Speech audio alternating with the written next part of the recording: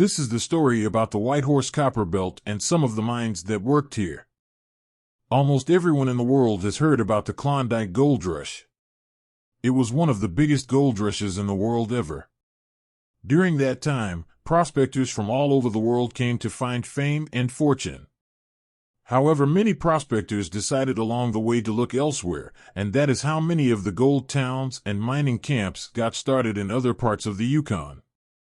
One of these camps was that of the Whitehorse Copper Belt. This belt is about 20-some miles of rich high-grade copper along with gold and silver, and it was located just on the west side of where Whitehorse is today. There were many mines that started up along this high-grade belt of copper. The first copper ore in the Whitehorse Copper Belt was discovered in 1898 by an American named John McIntyre. Then in 1899, another American named William Granger came to the Yukon and he acquired an interest in the property. These two men started the Copper King mine, and by 1900 they were shipping out copper ore. John McIntyre would work at odd jobs in the winter to help fund his mining operation like many other miners did back then.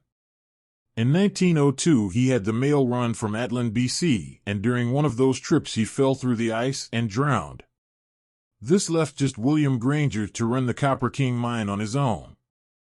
In 1907, the Copper King mine was doing quite well and was turning out good copper ore, so William optioned the mine out to some Americans for $200,000 and he stayed on as a mine manager. In May of that year, William and a helper went down into the mine where there had been a fire burning that was melting frozen ground and ice. When the two never came to surface, a search party went down into the mine only to find the two men dead.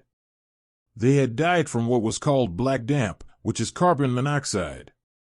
With two mine deaths now, a lot of people started thinking that the Copper Belt was cursed. However, the so-called curse did little to slow down the staking of claims and the building of mines. During that time, several other mines were built. One of those mines was the Pueblo mine. It was the most productive mine and proved to be a big moneymaker for the owners. However, this mine was what they called a wet mine, meaning there was always water seeping into the shafts and tunnels. It was estimated that there was close to 600 gallons a minute that was seeping into the mine.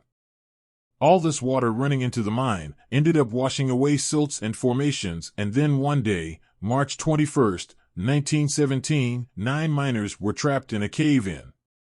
Searchers managed to rescue only 3 of the miners, and the other 6 miners were never recovered. After that, the Pueblo mine was closed. When mining first got started, all the ore was hauled out on wagons. Between 1902 and 1909, 36 wagon roads were constructed in the Copper Belt area. Eventually, the White Pass Railroad was extended into the Copper Belt so the mines could ship out ore by rail. By November 1907, nearly 4,000 tons had been shipped out, and the White Pass Railroad started to build a spur line to the Copper King, the Pueblo, and a few other mines. At its peak, there were around 20-odd mines working in this copper belt. However, the Copper King and the Pueblo were the largest producers. Over the years, mining was up and down, depending on copper prices, but in the 60s, with more modern highways being built, economics of mining proved to be profitable as ore could be hauled by trucks. Today, you can go for tours of this copper belt and still see lots of the old workings. If you are going to do an Alaska highway trip and happen to stop in Whitehorse, be sure to check it out. I hope you enjoyed this short story about some of the mines in the Whitehorse Copper Belt. Please like, share, and subscribe so we can continue to bring you more old lost mine stories.